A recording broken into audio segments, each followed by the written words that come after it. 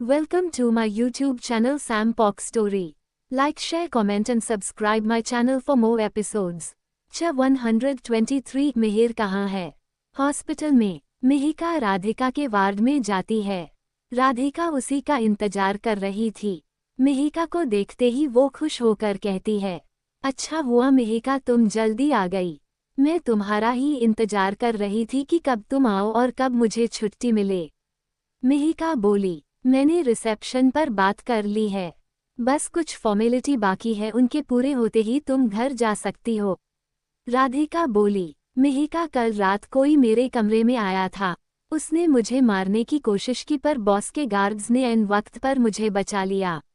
मिहिका ये सुनकर चौंक गई। उसने कहा, मतलब अभी भी खतरा टला नहीं है? शायद बॉस को अंदाजा था कि तुम पर हमला हो सकता है, इसलिए वो सुरक्षा का इतना इंतजाम करके गए थे।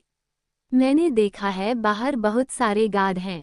राधिका बोली, इसलिए मैं आज ही घर निकलूंगी। कुछ दिन यहाँ से दूर रहना ही ठीक है। मिहिका बोली, बॉस को तो पता चल ही गया होगा कि तुम पर हमला हुआ था। राधिका बोली, गार्ड्स ने जरूर बताया होगा। मैंने बॉस को मैसेज कर दिया है, उन्होंने कहा है कि मैं जब तक चाहूँ अपने घर रह सकती हूँ। उनके गार्ड्स मुझे स्टेशन तक सही सलामत छोड़कर आएंगे। मिहिका बोली, मैं भी तुम्हारे साथ स्टेशन तक चलूंगी।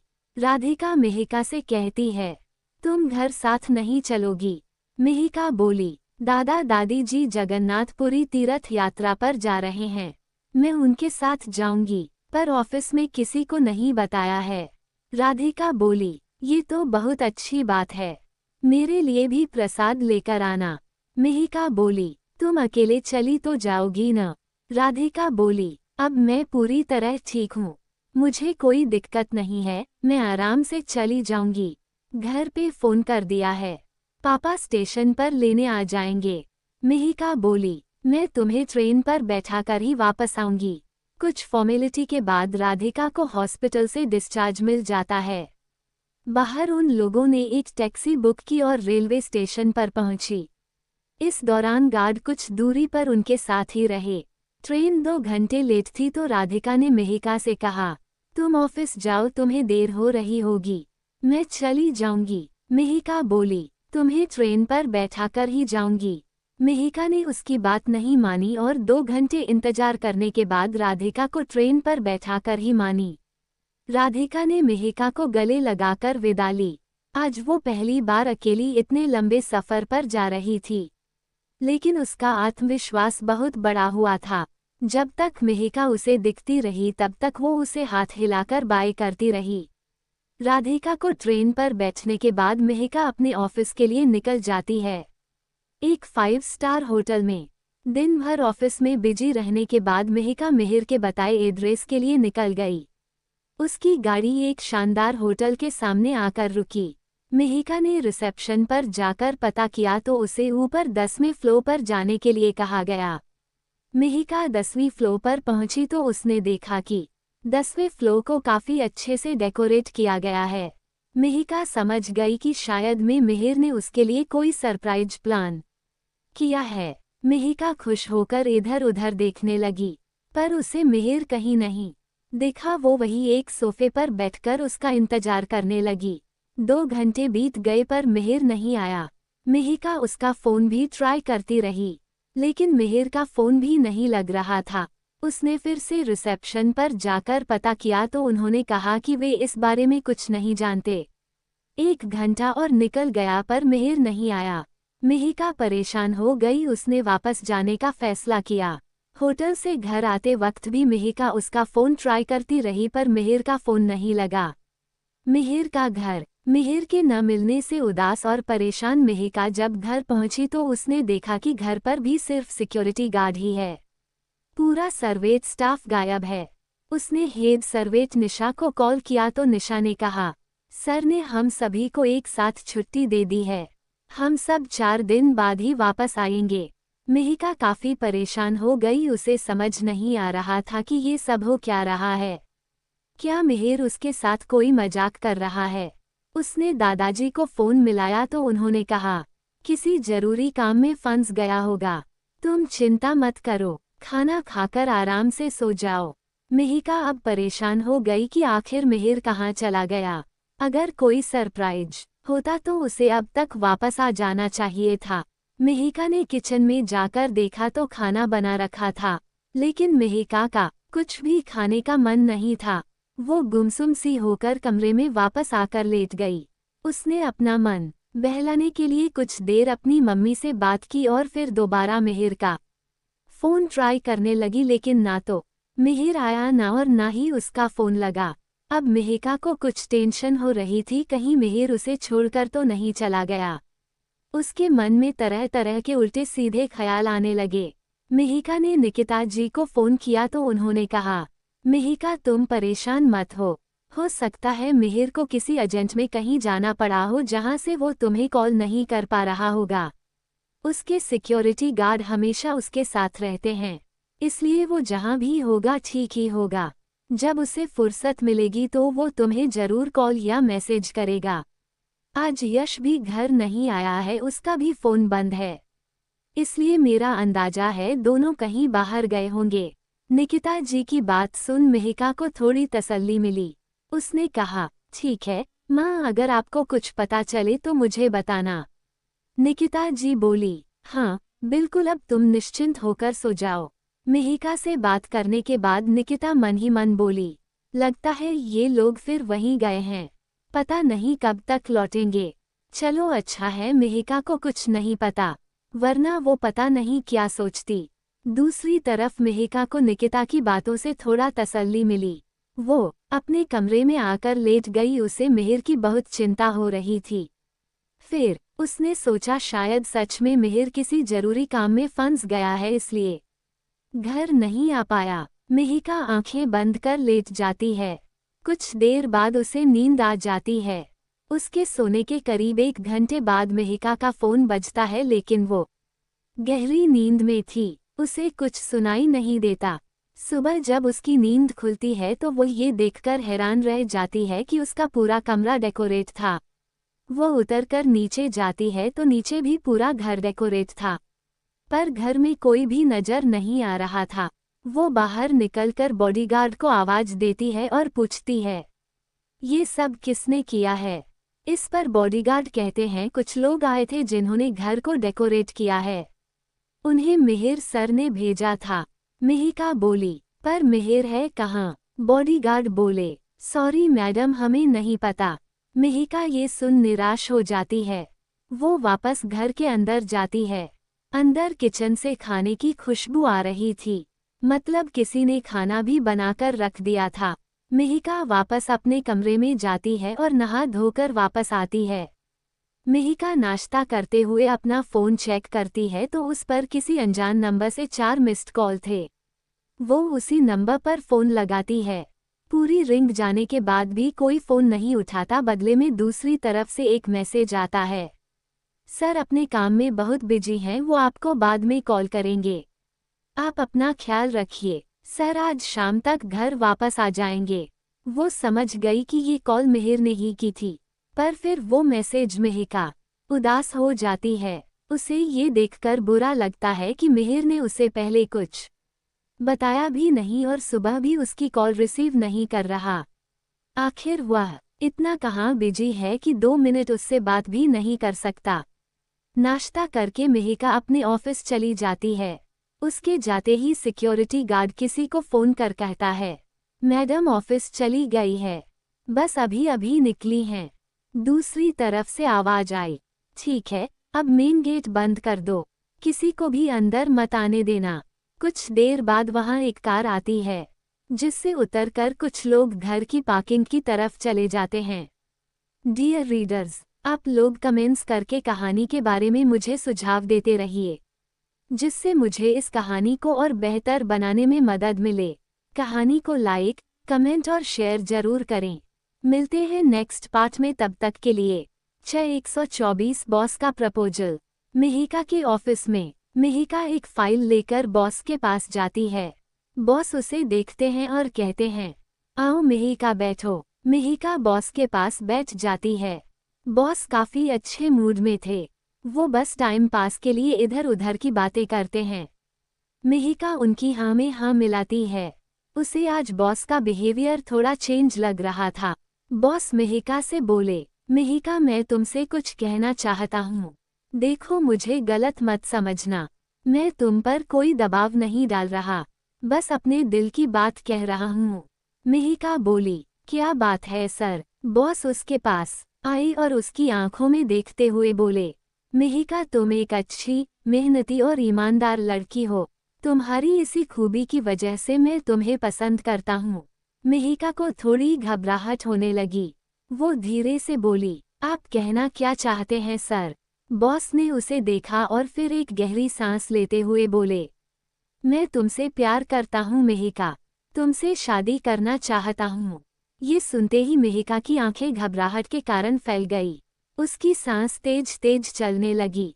बॉस ने जल्दी से एक गिलास पानी मिहिका की ओर बढ़ाया और बोले, रिलैक्स मिहिका, इतना घबराओ मत। देखो मैं तुम्हारा फायदा उठाने के लिए तुम्हें अपनी बातों से बहला फुसला नहीं रहा हूँ। मैं तुमसे सच में प्यार करता हूँ। मैं तुमसे शादी करना चाहता हूँ। मिहिका एक ही सांस में पूरा पानी पी गई। फिर गहरी गहरी सांस लेकर खुद को नॉर्मल करने लगी। बॉस बोले, मैंने तुम्हें सीधे सीधे शादी के लिए प्रपोज कर दिया। मैं जानता हूँ कि तुम्हें ये थोड़ा अजीब लग रहा होगा, पर मैं क्या करूँ, मुझे बाबू सोना वाला ड्रामा नहीं आता। मैं बस तुम्हें पसंद करता हूँ, तुम्हारे साथ अपनी पूरी जिंदगी बिताना चाहता हूँ, इसलिए अपनी बात सीधे साफ सरल शब्दों में तुमसे कह रहा हूँ। मिहिका परेशानी से अपनी हथेलियां मसलने लगी। बॉस बोले, शायद तुम्हारे घर में भी तुम्हारी शादी को लेकर बात चल रही होगी, इसलिए तुम शायद कुछ कंफ्यूज हो, पर मेरा यकीन मानो, अगर तुम हाँ करोगी तो मैं खुद अपने परिवार के साथ तुम्हारे घर रिश्ता लेकर जाऊंगा। मिहिका अब थोड़ा नॉर्मल होते हुए बोली, सर मुझे सोचने का वक्त दीजिए। इतना बड़ा डिसीजन मैं अकेले कैसे ले सकती हूँ? मैं एक मिडिल क्लास फैमिली से हूँ जहाँ बच्चों के सारे फैसला उनके माता पिता लेते हैं। बॉस बोले, तुम आराम से सोचकर बता सकती हो। मुझे कोई जल्दी नहीं है। अगर तुम्हारा जवाब ना भी है तो भी तुम इस जॉब को कंटिन्यू कर सकती हो। मैं बस तुम्हें पसंद करता हूँ, इसलिए तुम्हें प्रपोज कर दिया। अगर तुम्हारी ना है तो मैं तुम्हारी उसे ना का भी सम्मान करूँगा। मिहिका बोली, सर मैं सोच समझकर अपनी फैमिली से डिस्कस करके ही कोई जवाब दे सकती हूँ। क्या मैं अब जा सकती हूँ? बॉस बोले, हाँ तुम जाओ और आराम से सोचो, फिर मुझे अपना जवाब बताओ। मिहिका बॉस के ऑफिस से बाहर आई। उसे समझ नहीं आ रहा था कि वो क्या करे। बॉस को क्या जवाब दे? क्या वो इस बारे में मिहिर को बताए या नहीं? वो पूरा दिन खोई खोई सी रही। बॉस सीसीटीवी के जरिए लगातार उसे ही देख रहे थे। धीरे धीरे ऑफिस बंद होने का टाइम हो गया। मिहिका घर जाने के लिए निकली, तभी उसे सामने से बॉस की कार आती दिखाई दी। मिहिका जानबूझकर इधर उधर देखने लगी। बॉस समझ गए कि मिहिका उन्हें इग्नोर कर रही है। बॉस ने कुछ सोचा और फिर उसके पास आकर अपनी गाड़ी रोकी और कहा, मिहिका आओ गाड़ी में आकर बैठो। मिहिका बोली, सर मैं टैक्सी से चली जाऊंगी। बॉस बोले, संकोच मत करो, आओ मैं तुम्हें घर तक छोड़ देता हूँ। ये मेरा ऑर्डर है। मिहिका चुपचाप गाड़ी में बैठ गई। उसे समझ नहीं आ रहा था कि वह कहाँ जाए। वह उसे बॉस को मिहिर के घर तो नहीं ले जा सकती थी। कुछ सोचकर उसने एक चौराहे पर गाड़ी रुकवाते हुए कहा, सर मुझे यही छोड़ दीजिए। मेरा रूम यहाँ से कुछ ही दूरी पर है, वहाँ तक कार नहीं जा पाएगी। बॉस बोले, ठीक है पर ध्यान से जाना। मिहिका बोली, थैंक यू सर। मिहिका वहाँ से उतरकर एक गली में चली गई। कुछ देर बाद जब बॉस की गाड़ी आगे निकल गई तो वह वापस चौराहे पर आई। उसने एक टैक्सी ली और मिहिर के घर के लिए निकल गई। मिहिर अपनी गाड़ी में बैठा ये सब देख रहा था। आज वो अपने ऑफिस से लौटते वक्त मिहिका को उसके ऑफिस से लेने के लिए पहुंचा था, पर जब उसने मिहिका को अपने बॉस के साथ जाते हुए देखा तो वो उनकी गाड़ी के पीछा करने लगा।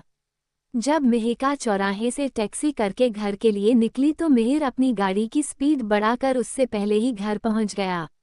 मिहिर का घर। मिहिका थकी हुई सी घर आई और आते ही सोफे पर लेट गई। कुछ देर बाद उसने एक गिलास पानी पिया और वापस आंखें बंद करके लेट गई। कुछ देर बाद मिहिका उठी और अपने कमरे में चली गई। मिहिका जैसे ही कमरे में पहुंची उसने सामने मिहिर को देखा तो वो चौंक गई और हैरानी से बोली, मिहिर, तुम कब आए? कल कहाँ थे? मुझे फोन करके बताया भी नहीं। जानते हो मैं कितना परेशान हो गई थी। उसने एक सांस में सारे सवाल पूछ डाले। मिहिर बोला, रिलैक्स, सब बताता हूँ। वो मैं एक जरूरी काम में फंस गया था इसलिए फोन भी नहीं कर पाया। वैसे तो मैंने तुम्हें सरप्राइज देने का सोचा था लेकिन कुछ ऐसा काम पड़ गया कि मैं नहीं आ पाया। मिहिका बोली, हाँ मैं होटल में गई थी। मैंने सारा इंतजाम देखा था, काफी अच्छा था। मैंने बहुत देर तुम्हारा इंतजार किया। मिहिर बोला, मैं नहीं आ पाया उसके लिए सॉरी। मिहिका बोली, कोई बात नहीं, मैं जानती थी तुम जरूर किसी काम में फंस गए हो वरना इतना अच्छा सरप्राइज प्लान करके तुम खुद नहीं आते, ऐसा हो ही नहीं सकता। पर तुम्हें मैसेज तो छोड़ना चाहिए था। मिहिर बोला, उसके लिए सॉरी, कुछ ऐसी इमरजेंसी थी कि मैं तुमसे कांटेक्ट नहीं कर पाया। वैसे मुझे लगा तुम मुझसे नाराज होगी पर तुमने तो बड़ी जल्दी माफ कर दिया। मिहिका बोली, मैं खुद भी जॉब करती हूँ इसलिए समझ सकती हूँ। फिर निकिता माँ ने भी बताया था कि तुम और यश कहीं बाहर गए हो। मिहिर बोला, मैं बहुत खुश हूँ कि तुम मुझे समझती हो। वैसे तुम्हें आने में इतनी देर क्यों हो गई? मिहिका बोली, आज तबीयत कुछ ठीक नहीं थी और ऑफिस से भी थोड़ा देर से निकली थी इसलिए देर हो गई। मिहिर बोला, तुमने ड्राइवर को मना क्यों कर दिया था? मिहिका बोली, कभी कभी मेरा टैक्सी से आने का भी मन करता है, बस इसलिए। मिहिर समझ गया कि मिहिका उसे बॉस के साथ आने की बात बताना नहीं चाहती। वो मुस्कुराया और बोला, ठीक है, तुम फ्रेश होकर नीचे आ जाना। आज का डिनर मैं खुद बनाने वाला हूँ। मिहिका बोली, मतलब आज मुझे बहुत स्वादिष्ट खाना मिलने वाला है? मिहिर बोला, हाँ, तुम जल्दी से नीचे आना और मेरी हेल्प करना। मिहिका नहाकर फ्रेश होके नीचे पहुंची। मिहिर किचन में काम कर रहा थे। मिहिर ने उसे देखा तो मुस्कुराकर बोला, मेरा मन था तुम्हें अपने हाथों से बनाकर कुछ खिलाऊं, इसलिए सारे सर्वेंट्स की छुट्टी कर दी थी। मिहिका बोली, फिर कल किसने खाना बनाया था? मिहिर बोला, शेफ ने बनाया था। इमरजेंसी के लिए एक शेफ हमेशा रहता है। मिहिका बोली, कल का खाना कुछ ज्यादा ही टेस्टी था, पर टेंशन के मारे मुझसे ज्यादा खाया नहीं गया। मिहिर बोला, मतलब तुम्हें मेरी चिंता थे, मेरी याद आ रही थी? मिहिका बोली, हाँ, मुझे तुम्हारी चिंता थी। मिहिर बोला, सिर्फ चिंता थी, याद नहीं आ रही थी? मिहिका उससे नजरें चुराते हुए बोली, मैं खाना लगाती हूँ। मिहिर ने उसका हाथ पकड़ लिया और उसका रास्ता रोकते हुए बोला, बताओ ना, मेरी याद आ रही थी या नहीं? मिहिका नजरें झुकाते हुए बोली, हाँ, आ रही थी। राधिका अपने घर गई है, उसकी भी याद आ रही है। मिहिर बोला, तुम सच में बहुत अजीब हो, तुमसे कुछ भी बुलवाना बहुत मुश्किल है। चलो खाना लगाते हैं। दोनों एक साथ खाना खाने बैठे। मिहिर उसे खाना सर्व करते हुए बोला, अब तुम मेरे हाथ का खाना खाकर बताओ कैसा बना है। मिहिका ने एक निवाला खाया और बोली, एकदम लाजवाब, एकदम मस्त, लजीज, जायकेदार। मिहिर मुस्कुराया और बोला, मतलब मैं पास हुआ? चलो इस चीज में तो मैं तुम्हारे बॉस को टक्कर दे सकता हूँ। मिहिका बोली, अब बॉस बीच में कहाँ से आ गए? मिहिर हंसकर बोला, अपने ऑफिस से। वह मिहिका से पूछना चाहता था कि वह आज बॉस के साथ क्यों आई थी लेकिन उसे समझ नहीं आ रहा था वह इस बात को कैसे पूछे। फिलहाल उसने इस बारे में बात नहीं करने का फैसला किया। डियर रीडर्स, कहानी को लाइक, कमेंट और शेयर जरूर करें। मिलते हैं नेक्स्ट पार्ट में, तब तक के लिए। 125 तुम्हारे दादाजी कौन थे? मिहिर का घर। मिहिका मजे से खाना खा रही थी और मिहिर हाथ में चम्मच पकड़े बस उसे ही एकटक देख रहा था। मिहिका बोली, क्या बात है, मुझे ऐसे क्यों देख रहे हो? मिहिर बोला, देख रहा हूँ कैसे मुझे तुमसे प्यार हो गया, कैसे तो मेरी आदत बन गई। मिहिका बोली, आज तो तुम कुछ अलग ही मूड में लग रहे हो। मिहिर बोला, हाँ, आज मेरा मूड कुछ ज्यादा ही अच्छा है। तभी तो मैं तुम्हें ऑफिस तक लेने गया था लेकिन तुम अपने ये हुए। उसने अपनी बात अधूरी छोड़ दी। मिहिका समझ गई कि मिहिर ने उसे बॉस के साथ देख लिया था। मिहिका बोली, मेरी तबीयत कुछ ठीक नहीं थी, इसलिए बॉस जिद करने लगे कि वो मुझे घर तक छोड़ देंगे। इसलिए मैं उनकी गाड़ी में बैठ गई। फिर चौराहे पर मैंने उनसे कहा कि यहाँ से मेरा घर कुछ ही दूरी पर है, तो वो मुझे वहीं छोड़कर चली गई। फिर मैं टैक्सी लेकर आ गई। नोटिस और अनाउंसमेंट। गाइस, मैं अभी न्यू हूँ यूट्यूब पर, इसलिए माना चुक खुद सा भी स्ट्रॉयज ढूंढ कर अपलोड किया हा। वन माई डेवल अमीर पति देव टू एक शादी ऐसी भे या दोनों स्टोरी आप लोगों को मारा यूट्यूब चैनल पर मिल जाएगा। इससे स्टोरी की तरह स्टोरी पर भी अपना सपोर्ट दिखा दूँ यार। मिहिर बोला, तुम्हारे बॉस ऐसे ही किसी भी एम्प्लॉय को लिफ्ट दे देते हैं। मिहिका बोली, तुम मुझ पर शक कर रहे हो कि मेरे और बॉस के बीच में कुछ चल रहा है। मिहिर बोला, नहीं, मुझे लगता है शायद तुम्हारे बॉस तुम्हें कुछ ज्यादा ही पसंद करते हैं। ये सुनते ही मिहिका के चेहरे पर हवाएं उड़ने लगी। फिर भी उसने जल्दी से खुद को नॉर्मल करते हुए कहा, नहीं, ऐसा कुछ नहीं है। उनका नेचर ही ऐसा है, वो सबकी परवाह करते हैं। मिहिर धीरे से बोला, तुम्हारी कुछ ज्यादा ही करते हैं। देखो मिहिका, जो भी बात है सच सच बताओ। मैं तुम पर भरोसा करता हूँ। मुझे तुम्हारे मुंह से ही सच सुनना है, वरना सच पता लगाना मेरे लिए मुश्किल नहीं है। मिहिका समझ गई कि अब उसे मिहिर को पूरी बात बतानी ही पड़ेगी। उसने मिहिर की आंखों में देखा और बोली, हाँ, मेरे बॉस मुझे पसंद करते हैं। ये कहते कहते मिहिका की धड़कनें तेज हो गई। वह मिहिर के चेहरे के एक्सप्रेशन देखने लगी। मिहिका के मुंह से ये सुनते ही कि उसके बॉस उसे पसंद करते हैं, मिहिर की आंखें सख्त हो गई। उसने मिहिका की ओर देखते हुए बोला, क्या उसने तुम्हें आज प्रपोज कर दिया? मिहिका ने अपनी नज़र झुकाए हुए कहा, हाँ, बॉस ने मुझसे कहा कि वो मुझे पसंद करते हैं और मुझसे शादी करना चाहते हैं, पर मैंने उन्हें कोई जवाब नहीं दिया। ये सुन मिहिर, जो खाना खा रहा था, अचानक उसके हाथ अचानक रुक गए। मिहिका जल्दी से बोली, मिहिर, तुम मेरी पूरी बात सुनो, फिर कोई निर्णय लेना। मेरे मन में बॉस को लेकर ऐसा वैसा कुछ नहीं है। मैंने उन्हें हाँ नहीं कहा है। मुझे कुछ समझ नहीं आ रहा, क्या करूं, उन्हें कैसे मना करूं? मिहिर बोला, कल तुम उसे सीधे मना कर देना। अगर तुम ये नहीं कर सकती तो फिर मैं उसे अपने हिसाब से हैंडल करूंगा। मिहिका बोली, ठीक है। मिहिका को टेंशन में देख मिहिर प्लेट से एक चम्मच हलवा निकलकर मिहिका को खिलाते हुए बोला, अब बॉस को छोड़ो और ये बताओ, ये हलवा कैसा बना है? मिहिका हैरान हो गई कि मिहिर ने अचानक से ही टॉपिक चेंज कर दिया। क्या उसे ये सुन बुरा लगा, इसलिए वो बात बदल रहा है? मिहिका को सोच में डूबा देख मिहिर बोला, अब तुम उसके बारे में नहीं, अपने पति के बारे में सोचो, जो तुम्हें अपने हाथ का बना हलवा तुम्हें खुद अपने हाथों से तुम्हें खिला रहा है। ये हमारा पर्सनल टाइम है, इस वक्त किसी और के बारे में बात करके टाइम वेस्ट नहीं करेंगे।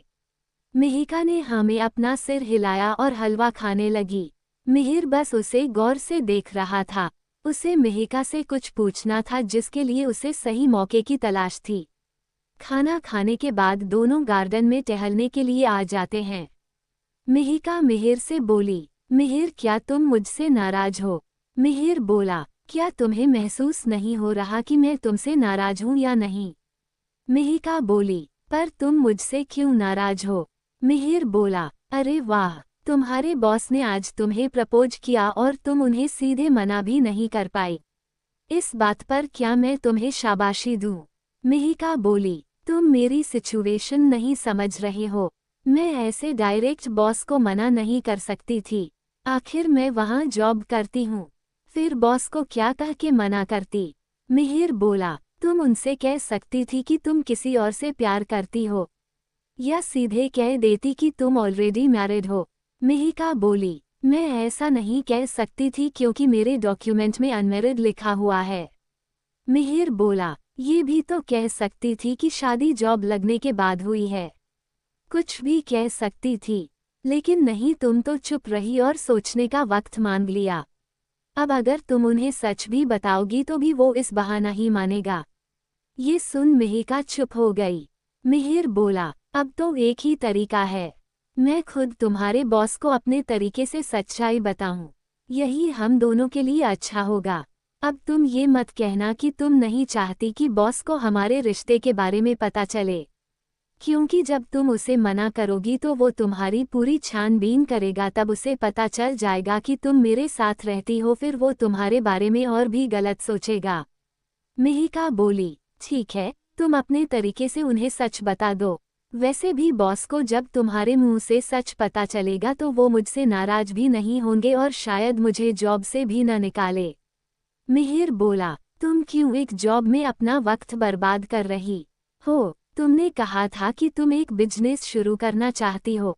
मिहिका बोली, बिजनेस शुरू करने के लिए पैसा होना जरूरी है। मिहिर बोला, बिजनेस के लिए तुम्हारे पास खुद का आइडिया होना चाहिए। तुम चाहो तो यश के साथ मिलकर अपना बिजनेस शुरू कर सकती हो। मैं तुम्हारे बिजनेस में इन्वेस्ट करने के लिए तैयार हूँ। मिहिका बोली, मैं इस बारे में सोचूंगी। मिहिर बोला, तुम सोचती बहुत हो, इतना मत सोचा करो बल्कि फटाफट डिसीजन लिया करो। ओडिशा ट्रिप से लौटने के बाद तुम इस पर अपना फाइनल डिसीजन मुझे बताओगी। मिहिका बोली, मैं इस बारे में यश से बात करूंगी। मिहिर बोला, अच्छा मुझे ये बताओ राधिका सही सलामत अपने घर पहुंची या नहीं? जिन लोगों ने उसे परेशान किया उनका क्या हुआ? मिहिका बोली, हाँ, मेरी उससे बात हुई थी, वह अपने घर पहुंच गई है। राधिका के साथ जो हुआ उससे बॉस काफी अपसेट थे। उन्होंने हमारी पूर्व मैनेजर सरला और उसके साथियों को पकड़ लिया है। उन लोगों ने कबूल किया है कि यह सारा ट्रैप उन्होंने ही बिछाया था। वे लोग राधिका से बदला लेना चाहते थे क्योंकि वो सब राधिका की वजह से ही पकड़े गए थे। मिहिर बोला, तुम्हारे बॉस तो बहुत अच्छे हैं। अपने एम्प्लॉयज के लिए इतना सब तो मैं भी नहीं करता। मैंने सुना है कि जेएफसी की नई एमडी आई है। मिहिका बोली, हाँ, उनका नाम सी देवी है। सीफ छम्मो। मिहिर बोला, बहुत ही फनी नाम है। मिहिका बोली, पर वो औरत फनी नहीं बल्कि बहुत बदतमीज और मुनहफिट है। बहुत घमंडी और गंवार है। मिहिर बोला, क्या तुम उनसे मिल चुकी हो? मिहिका बोली, मैं उन्हें एयरपोर्ट से रिसीव करने गई थी। उनका रवैया देखकर मैंने उनसे ज्यादा बात नहीं की। मिहिर बोला, ऐसे लोगों से दूर रहो। छम्मो देवी वाकई बहुत बदतमीज है। मिहिका ने हैरानी से पूछा, तुम उसे जानते हो? मिहिर बोला, हाँ, मैंने उसके बारे में काफी कुछ सुना है। वैसे तुम ये बताओ तुम्हारी शॉपिंग हो गई? मिहिका बोली, शॉपिंग मैं तो भूल ही गई। वैसे कौन कौन चल रहा है? मिहिर बोला, हम सब लोग चलेंगे। मैंने पापा से बात की थी, वो भी तैयार हो गए हैं। मिहिका बोली, चलो अब ये एक अच्छा फैमिली वेकेशन होगा, हम सभी को इस ब्रेक की जरूरत थी। दादाजी बहुत खुश होंगे। मिहिर को लगा ये मौका ठीक है। उसने मिहिका से पूछा, मिहिका तुमने कभी अपने दादाजी के बारे में कभी कुछ नहीं बताया? वो कौन थे, क्या करते थे? मिहिका अपने दादाजी को याद करके उदास हो गई और बोली, मेरे दादा बहुत साल पहले पैसे कमाने के लिए दिल्ली गए थे।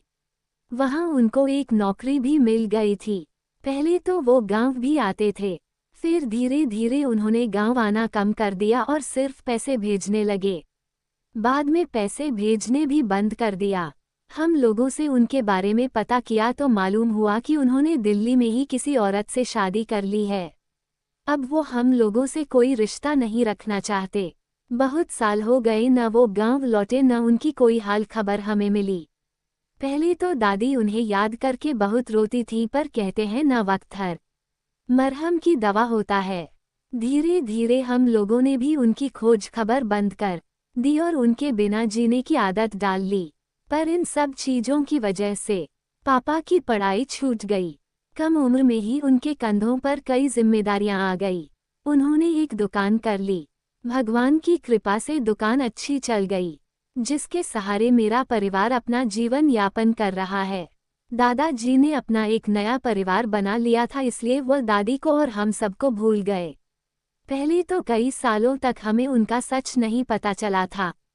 फिर बाद में पता चला तो भी क्या करते, शायद वह कहीं अच्छी जिंदगी जिए होंगे। दादाजी का कुछ पता नहीं अब वो जीवित हैं भी या नहीं। अब हम लोगों को उनसे कोई मतलब भी नहीं है। डियर रीडर्स, कहानी को लाइक, कमेंट और शेयर जरूर करें। मिलते हैं नेक्स्ट पार्ट में, तब तक के लिए।